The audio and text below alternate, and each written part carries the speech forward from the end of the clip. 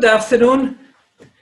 Welcome to our webinar discussion on the future of meetings or the future permanent missions. It's great to have you all today with us.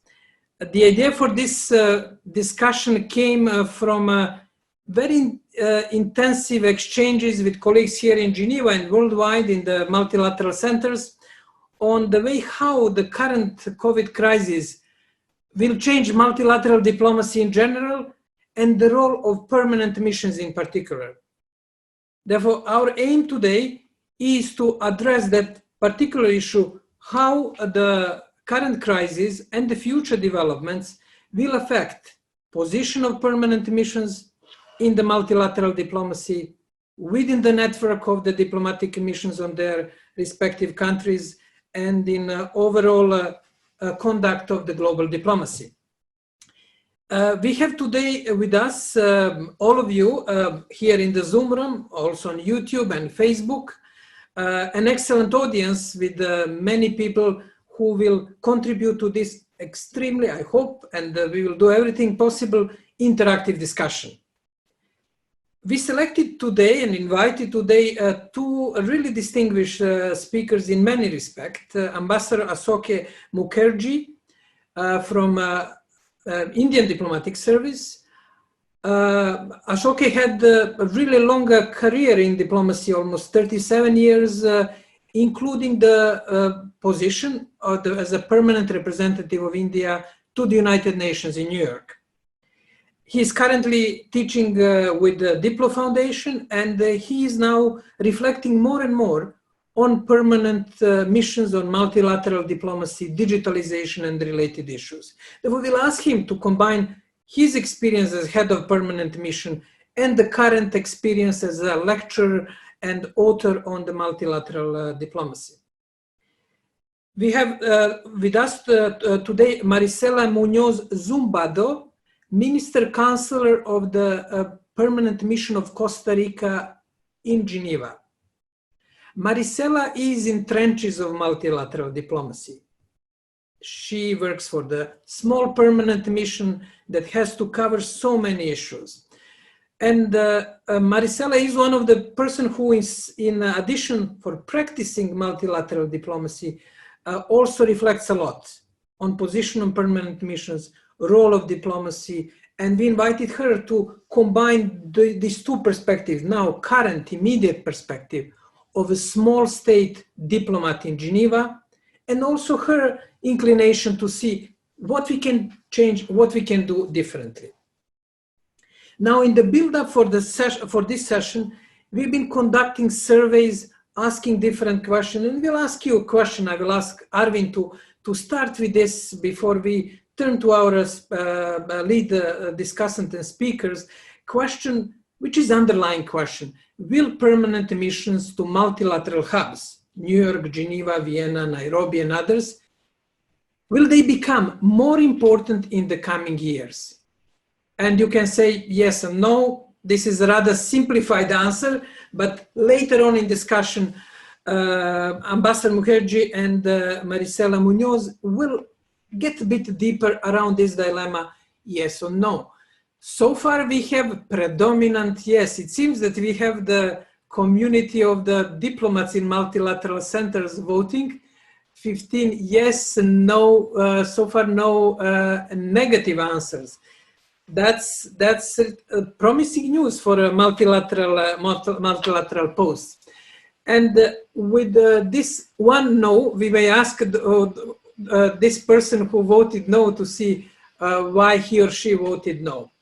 But let's, without further ado, let's now start this discussion with the introductory statement or reflection first by Ambassador Mukherjee. Ashok, we would like to hear from you, based on your experience and current research, how do you see this turning point in the role of permanent missions?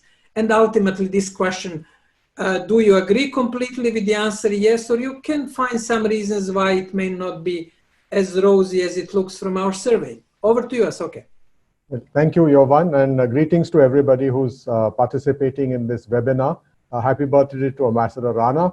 I would like to begin answering what you asked me, Jovan, by making the proposition that permanent missions were established, as we know from reading about them, to fulfill a purpose. And the purpose was to be like the boots on the ground for diplomacy. And when we have a situation as we are today, pandemic, restriction on international travel, we realize that permanent missions actually have more to do than before. Because, for example, you do not have capital-based delegations traveling to New York, for example, but they continue to follow the issues on the agenda, which has been put on the agenda of the United Nations General Assembly or the Security Council.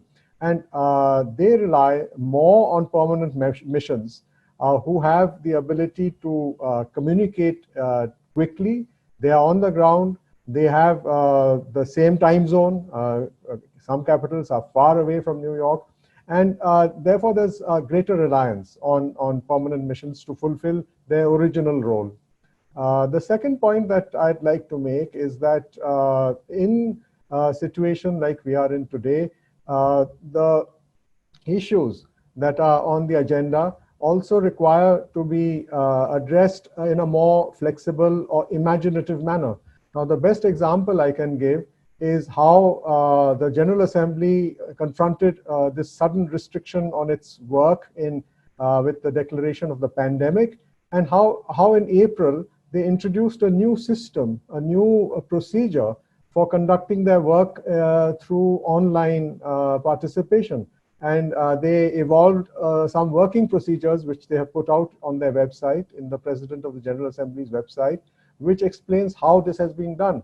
So it demonstrated that the multilateral system and permanent missions as part of the multilateral system are actually quite responsive to the new challenges that the system is facing. And I think that this gives us hope that we can make sure that as we go further into this century and face more and more unknown challenges or widespread challenges, that permanent missions will play a big role in ensuring the kind of international cooperation, that principle on which our multilateral system is based. So these are the 2 points I'd like to make. Thank you, Soke, for these 2 extremely valid points. Therefore, the reason for the need of the permanent mission, person on the ground, understanding local dynamics, and also, which is sometimes underestimating, even living and working in the same time zone, which we shouldn't underestimate. And second point, which is extremely valid, which we can call it necessity of mother of invention or innovation, that when the system is put under the pressure for business continuity, it finds the ways and means. Therefore, 2 promising and sort of optimistic elements for the future of permanent missions and multilateral diplomacy. Thank you. Marisela, how does it look from the trenches of the multilateral Geneva, these 2 reflections from Ambassador, or any other point where you will find this interplay or the new role of the permanent missions? Over to you. Thank you so much, Jovan, and good afternoon, everyone, or good morning, wherever you are. I think that, thank you for the invitation as well. I think that Ambassador Ashoka made very good points. I think that overnight diplomats have been thrown into what is called now virtual diplomacy. And I have to admit that I never heard of this concept before COVID-19, and we have experienced and witnessed the challenges brought about by the pandemic.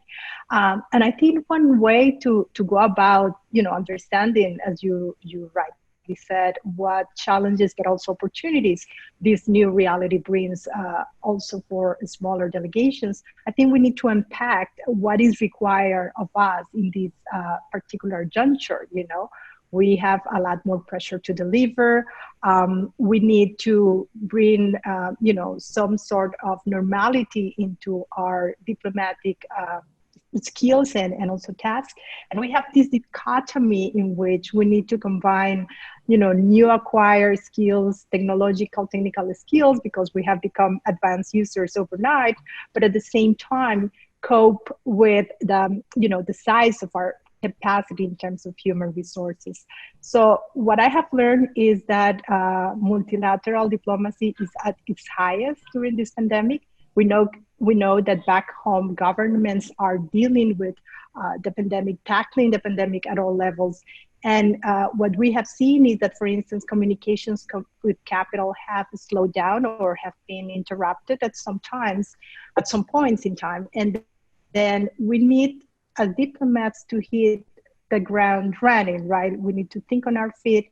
We are involved in virtual negotiations here, for which we receive broader instructions, but we need to become much more creative and acquire some sort of higher level of technical expertise to be able to negotiate on the spot. So I think that the more we continue unpacking what this virtual diplomacy is about, especially for smaller delegations, the more prepared we will be to strategize, to prioritize our work vis-a-vis reacting to the new normal. But let me tell you that, in the confinement of the Virtual Human Rights Council or the Conference of Disarmament and other conferences that I have the opportunity to participate at lately, I felt that I was not intimidated like I may have been before, looking at 20 people, from a bigger country, bigger delegation in the room, because in a virtual room, you are just one person vis-a-vis one person in the screen. So all these new aspects are very interesting. And I want to underscore that, it may be an opportunity for smaller delegations to feel, included, and for a broader participation of diplomats in more technical aspects, especially here in Geneva, where we have so many specialized agencies. Thank you. Thank you, Marisela, for amplifying that need for creativity, which Asoke introduced, and also introducing one interesting element: potential equalizing power of the virtual meetings. That would be relevant and interesting to hear also in our chat on later on in discussion. Is it the case? And could virtual meetings bring more equality in the UN among the member states? You gave us one really visual physical element, that when you sit behind the Costa Rica plate and you have the other delegations with 20 members of some other country, that's a really sort of a telling element. But you brought one question which is still open for debate, and I will ask Asoke also to come on this later on, but let's make another survey. You argue that you have, more independence and the more broader space for maneuver in the capital, or hinted something along these lines. Let's ask Arvind to give us the second poll and to see what is the view of the audience. Will permanent mission have less room for maneuver due to the increasing control from their capitals? There are two arguments, one which Marisela mentioned, that there is more space, but the other is that capitals through online meetings like this one can have more presence in the meetings. Let's see what are the views from the delegations, from the participants here. We have less room for maneuver due to increasing control. Yes, therefore that's an interest. We have already interesting issue for debate here. How are missions having less or more room for maneuver? So far, Asoke and Marisela brought the issue that person on the spot, on the ground, in Geneva, New York, will probably matter more than in the past, if you can put in this quantifying effect, while our audience is arguing that it is not the case. Therefore, we will be hearing now interesting views. Asoke, could you reflect on that, this interplay capital permanent missions? And I invite all of you to put your comments in the text chat, and later on we will open discussion for the voice intervention and the comments. So, okay, what is the interplay between, what is geometry? Is it new or it's all between capital and permanent mission? Well, Jovan, I have seen what the poll says, but I think the experience on the ground also needs to be seen. And the most recent experience I can give is that all our delegations in New York in the General Assembly have been busy in the last few weeks on preparing the outcome document, the declaration for the 75th anniversary of the United Nations. And I've been tracking that because once you work there, you always keep yourself involved in what's happening. And I find that although capital-based colleagues have, as you've said, direct ability to participate, the fact remains that on the ground in New York, this document has been largely constructed by the permanent missions delegates themselves. And that in a sense, instructions from capital to, say, their delegation in New York to try and substitute some language or bring in some new ideas actually faces more of a hurdle because this is on a virtual space. So as Maricela said, delegations are more empowered in a virtual setting. And that has a dynamic because in a big meeting hall, where in a plenary, when this takes place in the pre-COVID-19 world, the dynamic is very different. But in a virtual world, which is now, it's a one-on-one, and the ability of people to actually not agree is much more. And I think that, in a sense, has empowered some of our colleagues in the permanent missions, at least in the General Assembly in the United Nations, much more than in the past. So this is what I would say. Thank you. So, okay, there are counterintuitive insights, because when I discuss with other colleagues, they say, oh, okay, that will be something coming from the capital. But you are bringing really powerful and concrete examples of negotiating UN 75 declaration. Maricela, what is the interplay now? Are you waiting Costa Rica is the capital, San Jose is still sleeping, or no, they are almost up. Are you waiting for instructions, or you don't have to reveal us state secrets, but how does it work? Do you get more instructions from capital, less? Do they tell you, okay, today on this meeting, we will go, we'll access it? How does it work in practice? Over. Thank you very much, Jovan. I think that you were very, very clear on your question, and you put me on the spot in that regard. But quite honestly, I think that it is a reality that time zones affect the participation of capital experts. And we know that we have a broader range of instructions that reflect the historical position, let's say, of your country on various aspects, human rights, environment, disarmament, etc. But the reality of the matter is that, for instance, I can tell you that given the time zones, it has become much more difficult for capital to send, on the spot instructions. They can send instructions the night before, but they don't know about the new developments that will, come their way the following day. And I was sharing the GRULAC group for Environment Matters this first semester of 2020, and we were negotiating regional positions for the chemicals agenda. And I can tell you that the role of the missions here in Geneva was completely, highlighted, underscored.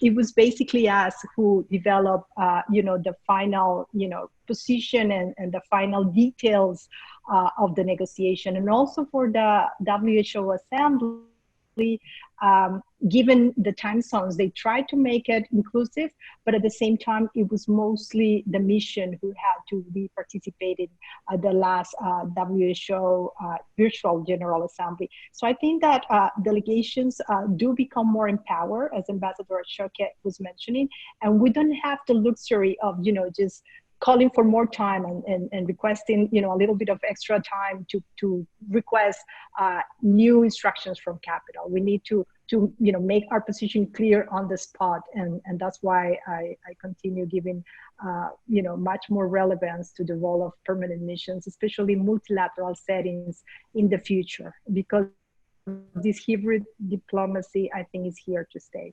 Thank you.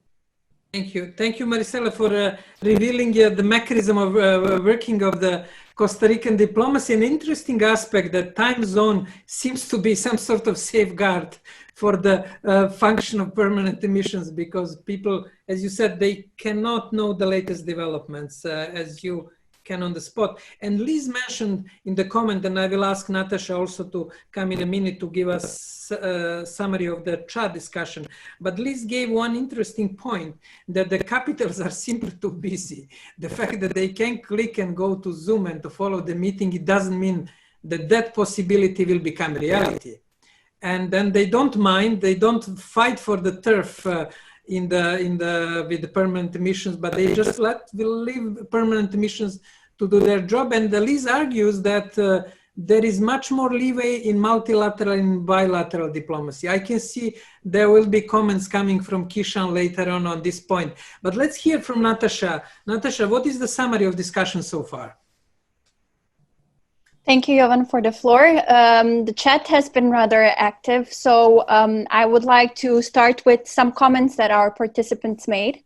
Yolanda, for instance, pointed out that the post-COVID-19 austerity measures might prompt even rich countries to do what the poorer countries have been always doing, namely to rely more on multilateral missions to do most of the diplomatic work, including bilateral work, so as to concentrate their available resources. Along the same lines, as you mentioned, Liz commented that diplomats at the UN headquarters are often well informed, and sometimes more so than their colleagues in capitals on many topics, especially when there are no residents or only they have many embassies in countries that are under discussion, example in the Security Council. So then there was a point raised also by Stefania, who said that discussions on different topics used to be linked in the previous years to a specific multilateral hub. But today we're seeing that geography is playing a role. For instance, we're seeing that human rights discussions are taking place in Geneva and New York. So she raised the following questions. How was the coordination between missions before the pandemic, and how has the COVID-19 crisis disrupted or facilitated such coordination on topics discussed in different parts of the world? Another question similar to Stefania's was raised by Mary, who asked what have been the changes of permanent missions during the pandemic. It is also important to mention that our attendees raised interesting comments on the equality in virtual meetings. Solange Mike pointed out that virtual meetings contribute very much to personal psychology confidence, instead of being in a huge meeting and having to interact with a sea of large delegations. That would be all for the chat so far.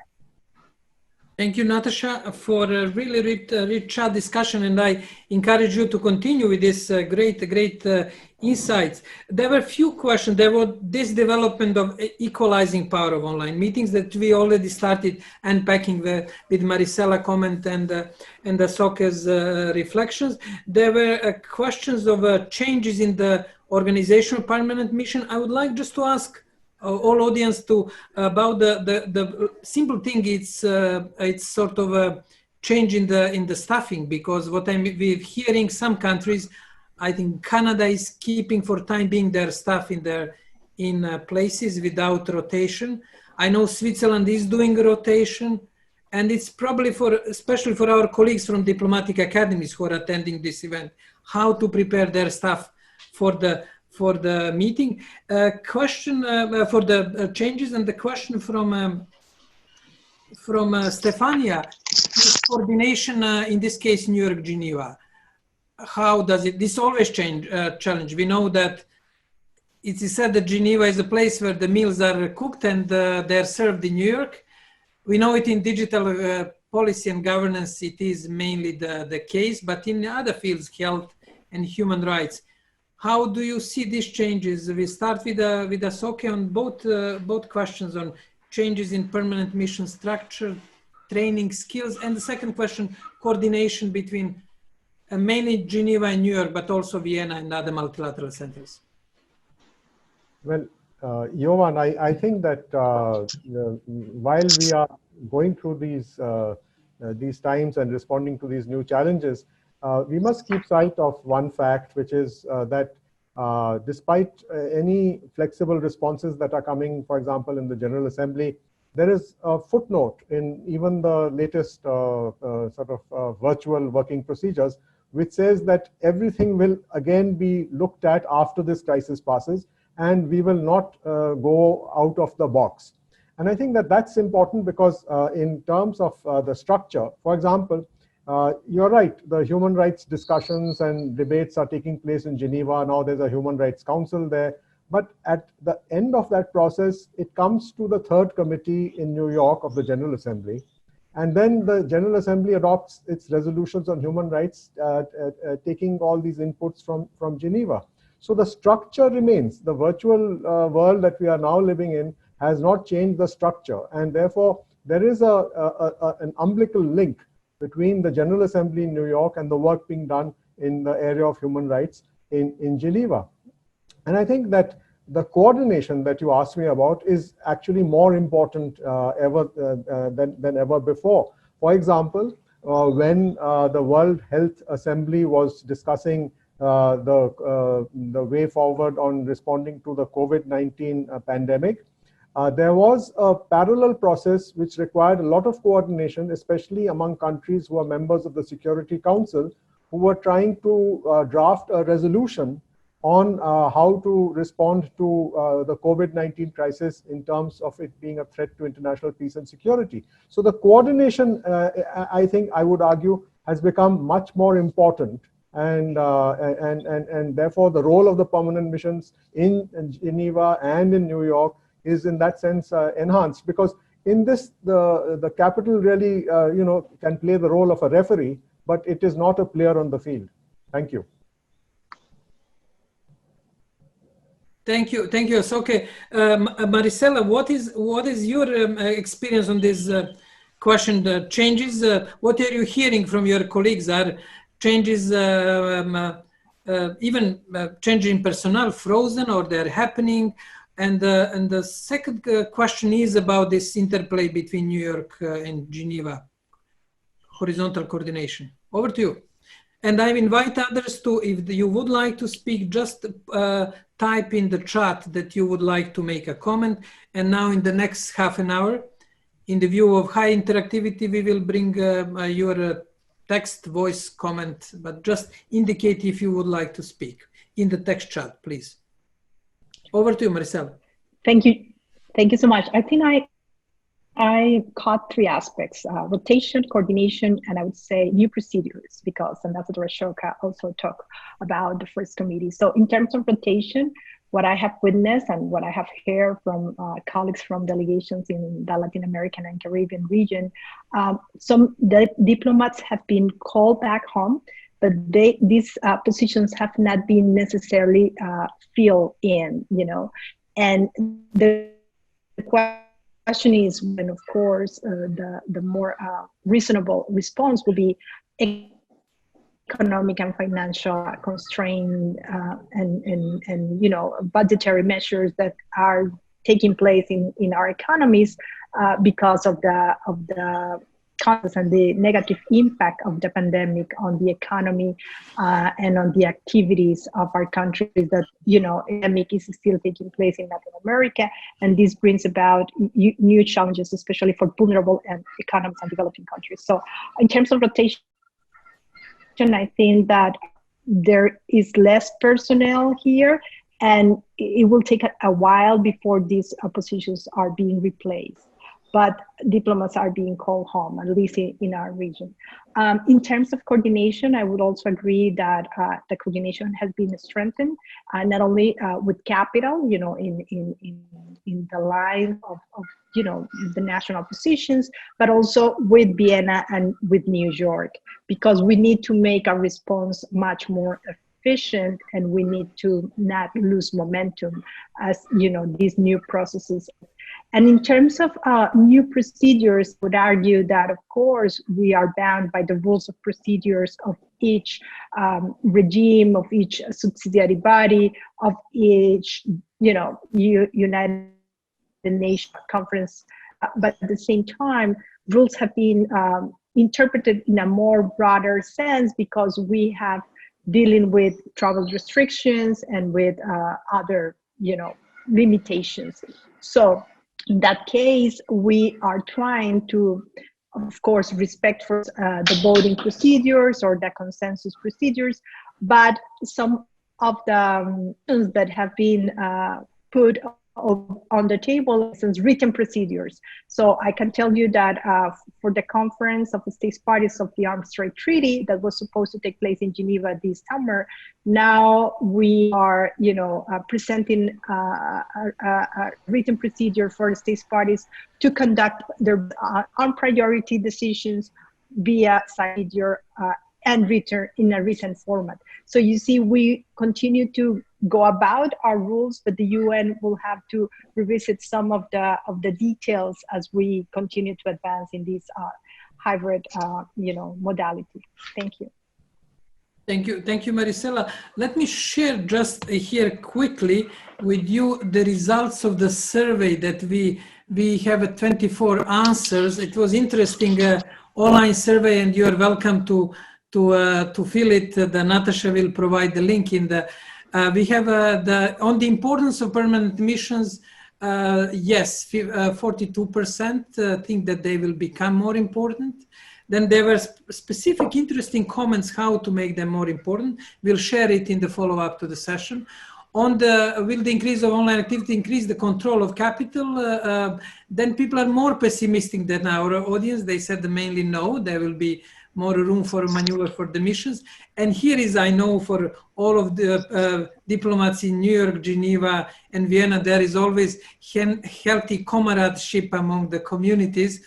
And apparently, we asked them to rank these missions among the top 10 missions of the country, including Washington, Brussels, Delhi, Beijing, Berlin, and New York is still the top mission in the 7 answers. It's interesting that Geneva, it has only 1 top, but then it has 2 second and third positions. 6 voted that it's second most important, and 3 that is 5th most important. Vienna has much more distributed sort of coverage. And we plan to do it also some international global survey, asking people how in their respective diplomatic services different postings are perceived in terms of seniority of the leadership, ambassador, relevance for foreign policy. And this is research which is coming soon. Let me go back to the few comments, and then I'll ask others to join with their comments and questions on what Ambassador Asoke said is that there is always statement, we'll get back to normal. But new normality may become different. And what Maricel, you put it, that we are creating new normality by flexible interpretation of rules of procedures. Therefore, probably diplomacy doesn't like revolutions, as we know. Diplomacy prefers evolution. And it's probably is saying, no, we are not going to change. There is a tradition, but change will be happening. And Asoke mentioned a few examples from UN 75. That's an interesting interplay. And also how different bodies react multilateral. You mentioned disarmament, Maricel. There was Asoke reflections on General Assembly, Human Rights Council. Therefore, there are also different dynamics within the ITU here and the other organizations. Now it seems that we have here some again series of the comments.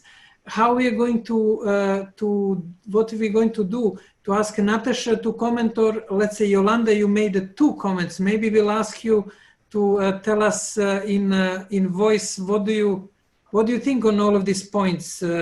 We have already inventory, tradition versus change, evolution towards versus revolution, adjustment gradual or fast, interplays, anything. Yolanda, if you feel like joining, please, we'll spare you from typing another message in text box. Over to you. Hello, Jovan. Sorry, Jovan, attention has been distracted here by some messages on my phone. Can you just give me a question and I'll respond to that? Question is your question about 13 years of experience in multilateral diplomacy, but don't worry, we'll move. Oh, that was Liz who said that she has 13 years in multilateral missions. Yes, I made a comment which might seem facetious, but I'm really serious about that. Liz asked the very valid question whether we are going to see a reduction in all this jet setting off to international multilateral conferences. And we know that COVID has reduced this dramatically, but we also know that there is an imperative in terms of saving our environment to reduce our traveling. And Liz implied, and this is something that I know also from experience, that countries put great stock in hosting these multilateral conferences. It's a form of soft power. It's a form of manipulating the agenda. It's a form of just positioning yourself in diplomatic terms. And I made the comment that I speak from personal guilt in knowing that diplomats love traveling because it gives us an excuse to go on an exotic holiday in the name of work. Okay, Yolanda, this is very legitimate motivation and very human. And it creates good developments. I always quote parallel between Vienna Congress in the 19th century and Versailles Congress in 20th century. In the Vienna Congress, the Kaiser invested heavily into the parties and it always made him bankrupt, the level of entertainment they had. But they created the Vienna peace deal in 1815, which kept more or less world peace without major conflicts for 100 years. Thank you. You make me feel less guilty because I still love traveling. Yes, that definitely. And then you have Versailles Congress, where the winning powers brought statisticians, scientists to calculate exact peace in quantifying measures. And the peace, we know what's happened between 1918 and 1941. In less than almost 20 years, we had a really major conflicts. Therefore, yes, traveling, but there was a point which was mentioned by our introduction, by Asoka and Marisela, that we sometimes naively think that possibility to meet online or not to travel or to have a capital working remotely in Geneva, that it becomes reality. But human reality, as you outline, is much more complex. Therefore, here we won't make a survey, but I will ask Marisela and Asoka, what would be their arguments for preservation of the physical meetings, keeping in mind Liz's concern that there are too many meetings and sometimes not necessarily. What would be your arguments? And then I will pass your arguments to Geneva hoteliers, which are these days worried about lack of the physical meetings. Asoka. Well, Johan, I think that the point that the restrictions on international travel have had an impact on these meetings is true. And I think that those of us who follow it from outside can see that probably it has increased the efficiency of the work that's being done. And therefore, there is, even in a post-COVID-19 world, scope for reform of how these meetings are mushrooming and creating pressures on countries and their delegations and so on.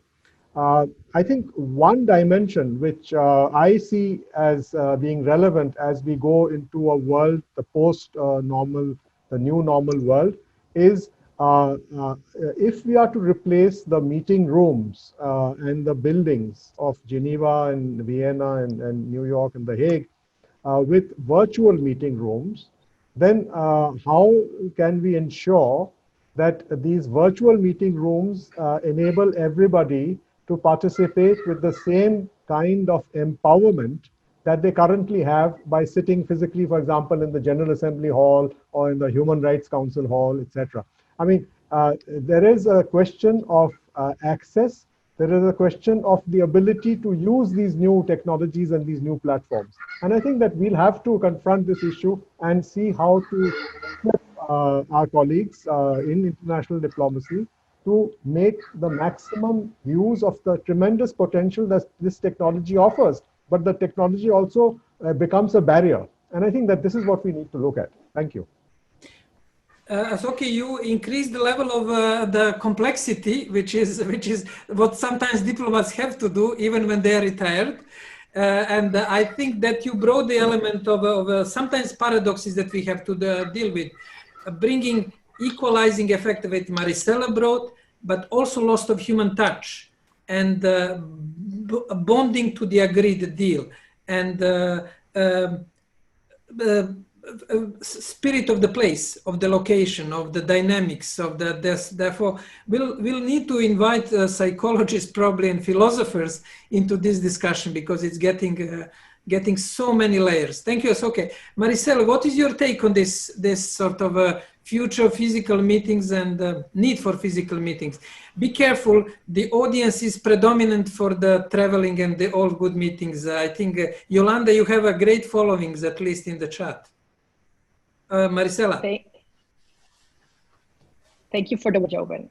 Well, as I am all for lowering emissions and a low carbon economy, I can say that, of course, I would favor less meetings, face-to-face meetings. But having said that, I also need to emphasize that there are certain meetings that cannot be replaced by a virtual room. And there are many reasons why this is the case. You just touch upon the need for the human touch. We diplomats are also used to try to, read body language. We also relied a lot on informal interactions, a little corner in the negotiating room, a coffee in the hall. That is where we can discuss informally many issues or many potential solutions or compromises that cannot be put in writing or that cannot be, just thrown over a screen, a virtual screen. So I will make that distinction. I think that, of course, we need to advance the virtual diplomacy when it fits. And for that, for instance, we need to develop a more secure platform. I think that a developer of these platforms needs to come up with a customized product for us diplomats because we have experienced difficulties with the default or the broader platforms like WebEx and Zoom and even Fi. And so there is an opportunity there, but will apply for certain meetings that do not require a higher level of negotiation. On the other hand, for the meetings, for instance, group of governmental experts, where you are there to actually develop new doctrine, new binding documents, new negotiations that will bring about, legal instruments, you need to recognize that for those spaces, the face-to-face meetings are irreplaceable. And it's not only the human touch, but also the need to on the spot and the need for experts to be in the room for the best product to be developed, the outcome to be, what you need it to be. So I will be cautious about just going one way or the other. I don't think it is black and white. We need to make the distinction. And also for smaller delegations, we need to prioritize our participation. There are certain areas that will be of the utmost importance for us to engage, both for traveling purposes and that also comes with the financial tag associated to that decision, and also for virtual meetings. And I think that is a complex matter, but it is important that we make this distinction. Thank you. Thank you. Maricela, what one colleague from the big mission in Geneva told me, he said he called himself attaché for the airport because he was welcoming delegations. Now he said, I became a real attaché, diplomatic attaché, because he goes to the meeting. Here we open the question of human touch, question of importance. I think we will need much more discussion, if not days on unpacking this and seeing what is in it. If you have, for example, ideal environment, this question for everybody, where you have completely secure online rooms, and you can simulate coffee shop in Geneva corridors or New York corridors, would you feel equally comfortable to discuss delicate issues? This is the question for everybody, but I will later on, Asoka and Marisela can reflect on it. I'll ask Natasha now to bring to us what's going on in the chat room, which seems to be very busy, and invite others to indicate their willingness to intervene via voice. You can just type in the chat room that if you're interested to intervene. Natasha, over to you. Thank you, Jovan, for the floor once again. There were interesting comments from Bashkar, I hope I pronounced his name correctly, who commented that even though virtual meetings save and reduce travel costs, many countries are not well prepared to deliver oral statements with especially numerous technical difficulties. He also added that negotiating text, for instance, in a virtual scenario can be very difficult, even though breakout rooms can be regarded as some sort of substitute and allow for gatherings of smaller groups. He also added that virtual meetings have a hard time replicating virtual corridor diplomacy, something that many other attendees raised in the chat. There was a question from Mary who asked whether there will be any financial limitations after the pandemic, and how will these financial limitations impact the work of permanent missions. Solange raised an interesting question on the soft power dimension and how can it be done virtually. There was also the question of security that came up, and Carlos proposed the concept of digital identity as a solution to security issues of virtual meetings in order to make sure that the real person is in the room. That would be all from the chat.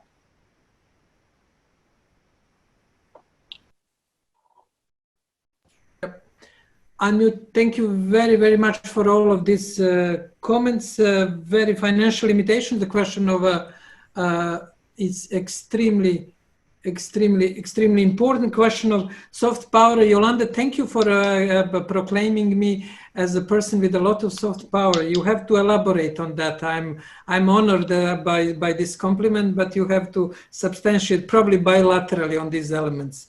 What does it mean in practice? The question is for the soft power from Solange, Carlos, digital identity, financial limitations. We will now ask, see Liz, you're, as far as I can see it, but you will correct me. Liz asked for the floor, and nobody, let me see. Yeah, Liz, go ahead. And if I miss somebody, just type in the chat that you would like to talk. Okay, over to Liz.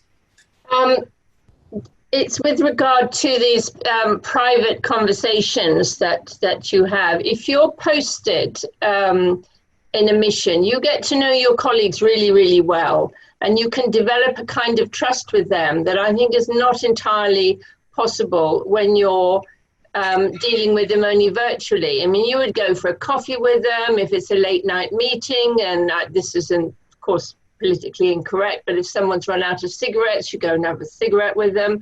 I mean, there's any number of ways. So you may be disagreeing very strongly on the substance, but because you have this personal connection, you can go off in a corner, have a coffee or whatever it might be. You bring a bottle of scotch, whatever, and you sit down and you have this personal connection.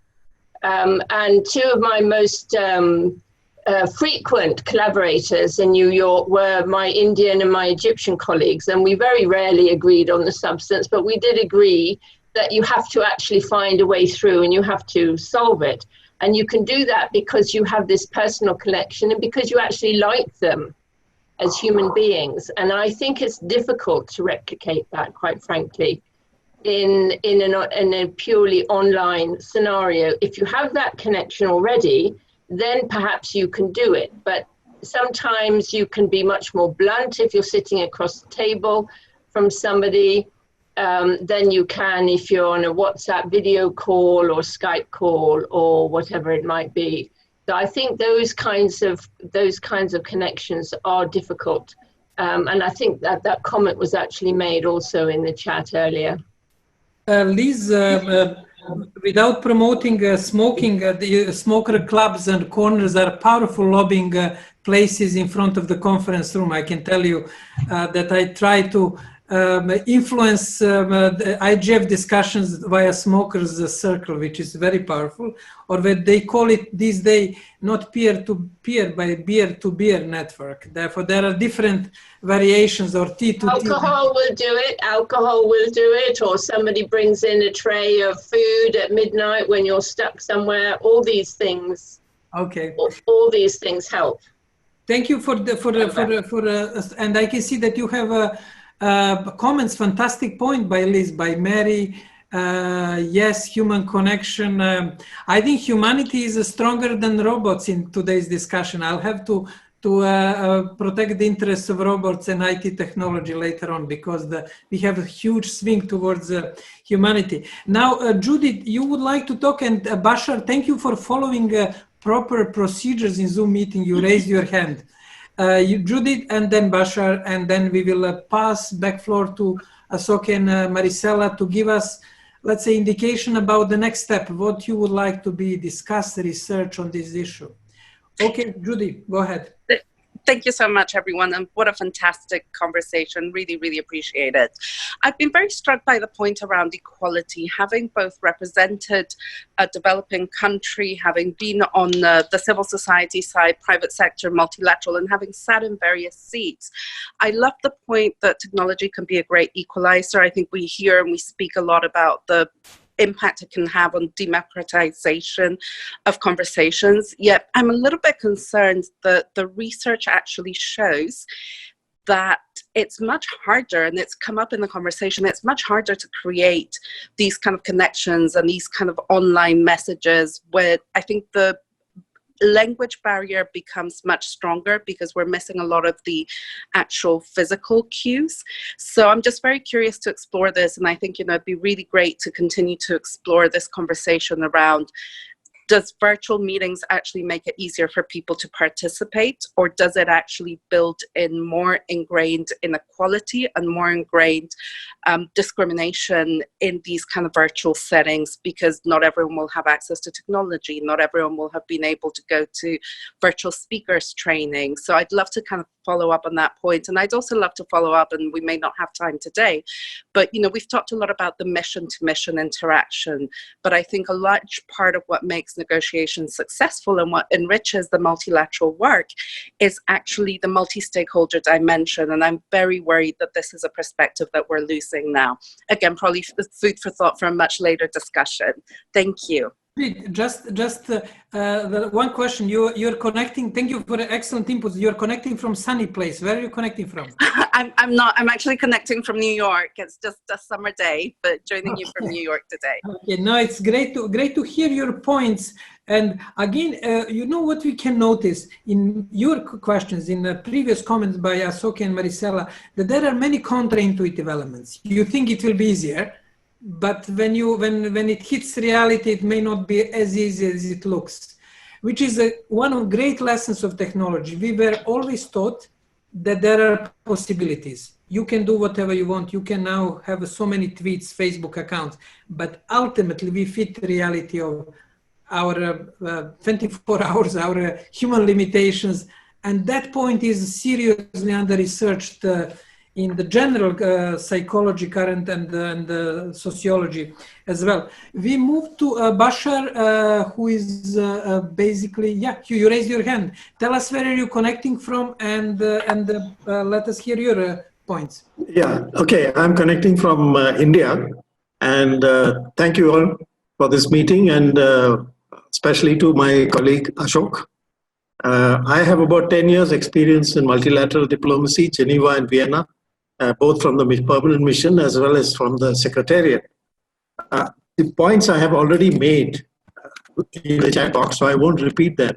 But I'd like to tell you my experience of watching the virtual WHA, World Health Assembly in May. I think it was the first large-scale meeting. And now what was noticeable was many of the smaller and less developed countries had a lot of difficulty even in connecting and even in making the plenary statement. Even some of the big countries like the US, they also face problems. So this whole platform and the technical thing needs a lot of improvement. Second was that there are no time zones. So the whole plenary was going on virtually round the clock. At one stage, I think on one day, the meetings lasted for almost 21 hours. And, it must have been very hard for the chairman to handle it, and the secretariat and the interpreter. So they will have to be virtually all the time on the job.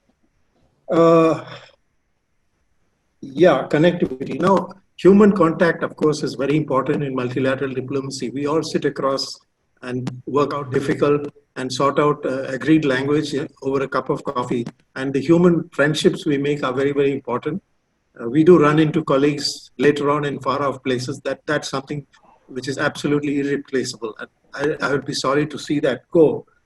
But this is a fact of life that virtual diplomacy is here. Now, the technical platforms are going to improve. We may even have some sort of a virtual reality kind of platform in which we put on a helmet and it looks as if we are in a conference room physically. So what that will do by way of contacts between delegations, anybody's guess. The other thing which is important is permanent mission staff. During the intervals between governing body meetings, that is board meetings or assembly meetings, there's a lot of day-to-day interaction with the officials in this organization. And a lot of inside information we get about what are the programs, what are the activities going on. That is very invaluable, especially in the specialized agencies. What comes in the assembly is only the final product. What goes on behind the scenes, you have to go there and talk to people and get all the inside information. Same is in Vienna.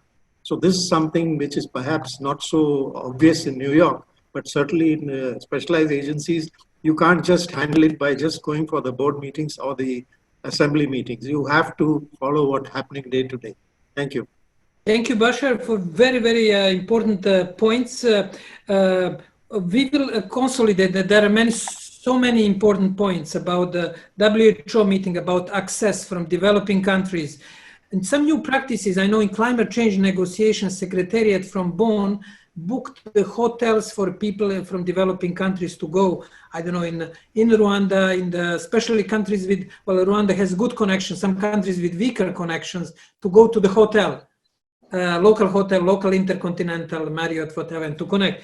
There are some elements, but you brought the question of the ongoing discussions, wow, that's rich points. We'll summarize it in the follow-up. Now, there is one development that we are discussing, development of open source platform for the United Nations.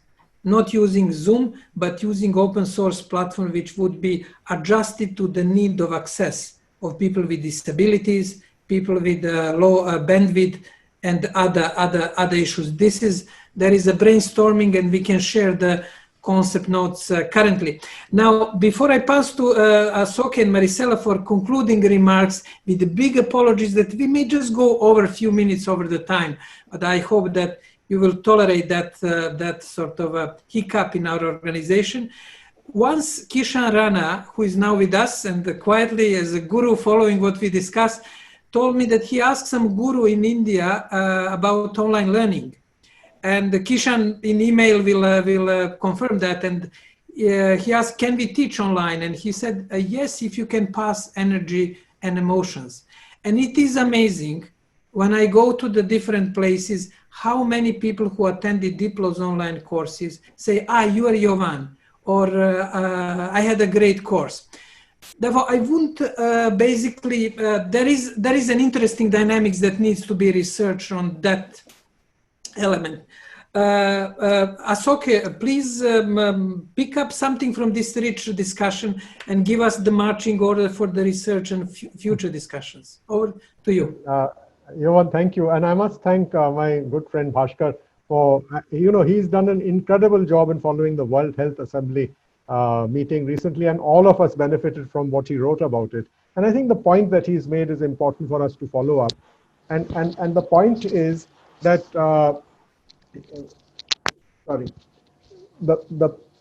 the point is that in conducting these virtual meetings, we are now throwing up a new dimension to the work being done by permanent missions, especially those in Geneva, Vienna, where the specialized agencies are, but even for a World Health Assembly. And that is that now we are going into a 24-hour cycle. And that 24-hour cycle throws up its own challenges. And how does that impact on the actual work, the subjects on the agenda for which these meetings are being held? I think that this is something that's very important. And from that, I would like to draw two big points which have been made today. One is what you addressed, your one just now, through the open reference to the open source platform, and that is the access. I mean, if we are looking at virtual meetings, and of course we have the concept of the hybrid meeting, but looking just at virtual meetings, access is very important, and effective access is important, which means also capacity building. And this is something that I think we need to do more research on, because how do you build capacities for virtual diplomacy is something that I think is now a very big priority. The second point, and that was made by one of the participants today, is the trend of multilateral diplomacy into greater multi-stakeholder participation. Now, does this COVID-19 pandemic help greater multi-stakeholder participation, or does it block greater multi-stakeholder participation? This is a point on which we need to have a discussion, because I believe that in order to be relevant, the United Nations system, the entire system, must actually become more participatory and more multi-stakeholder, because that is not only the points of view of stakeholders, but also the obligations, like in your own digital cooperation report that you have put out, Johan. There is an obligation of the stakeholders as well. But now if we sort of suddenly go back into this capital and missions, and therefore it's government and their government employees, then where does that lead multi-stakeholderism to, and where is the role for multi-stakeholderism? That is what I'd like to reflect on. Thank you. Thank you, Asoke, for the great points that we should focus on in the follow-up research and capacity development. And as you know, the UN Secretary General issued a roadmap for digital cooperation, and some of these points are highlighted in this capacity building for generally governments, but also diplomatic service. Marisela, how can we help somebody who is in trenches of multilateral diplomacy? Give us some marching order for research, training, tools, whatever you find as a priority. Over to you. Thank you, Jovan. And I have to say that I am really impressed by the depth of the interactions. This has been a really rich dialogue, and I am learning so much this afternoon. I just want to add to the reflections that virtual diplomacy cannot be abused. And we need to highlight these, because sometimes I have also experienced pressure, especially from states that have more capabilities and more human resources, to have certain negotiations, albeit the difficult positions of smaller delegations, not only because of inclusivity issues, but also digital divide. Ambassador Ashoke elaborated on the digital divide. It's not only the hardware, but the digital skills and the need for capacity building, and then security. And I think that we need to unpack for which occasions, for which specific situations the United Nations can go about their business in a virtual modality.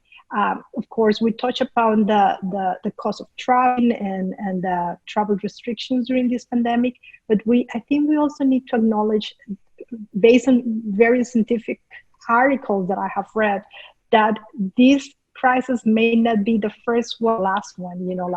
We need to be prepared for the next crisis. And that's not necessarily bad, because I remember, I think Albert Einstein said that crisis could mean progress. And we need to be prepared as diplomats. We need to develop the skills for virtual diplomacy. And I think this is something that we can research more about. What are those skills? We talk about extensively during this dialogue what is required of us diplomats here in the trenches of duty. But also we need to make sure that we do not abuse this virtual modality. I have heard delegates talk about Zoom burnt out, and we right now are talking about, since the development of the Internet Governance Forum of 2020 that was supposed to take place in Poland and is going to be now virtual, how many sessions for how many days, 24 hours or not, because all these aspects of inclusivity and broader participation are really, really important. And we were not prepared for this crisis, but we have been able to cope with it. But I hope that we can cope in the future with much more capabilities when the next extreme situation comes about. And finally, I wanted to talk about this multi-stakeholder dimension. I think that it is extremely important. Last week, we had, for the first time, the first virtual meeting of the Conference on Disarmament, and it was a dialogue with civil society. And that dialogue really, made us understand the importance of the participation of groups that are not necessarily always engaged and involved in this type of meetings. And the human connection, the development of trust, all these are very important elements for multilateralism to thrive. And states are very important, not only back home, but states are very important here when we are negotiating and promoting international cooperation and assistance and cooperation in general. So I think that for the future, we need to continue unpacking these new skills for diplomats and elaborate on the distinction between virtual diplomacy, why we need it, but for very specific occasions, and then the traditional multilateralism updated to the new circumstances. Thank you. Thank you, Maricela, for great comments. It seems that today there is no Zoom burnouts. You're still in the room, although I made a big mistake of moderation of going over the proposed time. I know I will be heavily criticized by Diplo team, but I decided to do it because it was so interesting discussion. I learned a lot. Bashar, we're waiting for article on the WHO to be shared or published or blog post. I think it is extremely interesting what you told us as a first-hand experience. All great comments from the audience. We at Diplo are going to continue capacity development, training on this new hybrid diplomacy course for permanent missions that we'll be developing with Ambassador Mukherjee. We will be also reflecting, publishing article blogs on this challenge. In the audience, there were quite a few students like Stefania, who is doing her PhD exactly on this issue. Therefore, it was a nice, let's say, converging point today's discussion of connecting various dots in terms of experience and age, different perspectives, different insights. And I really enjoyed it enormously, as you can see. I prolonged the session. But with this, I would like to thank you all for great comments, and in particular for Ambassador Asoke Mukherjee and Maricela Munoz from the Costa Rican mission here in Geneva. Have a nice evening, afternoon, or day. All the best. Bye. Thank you. Thank you.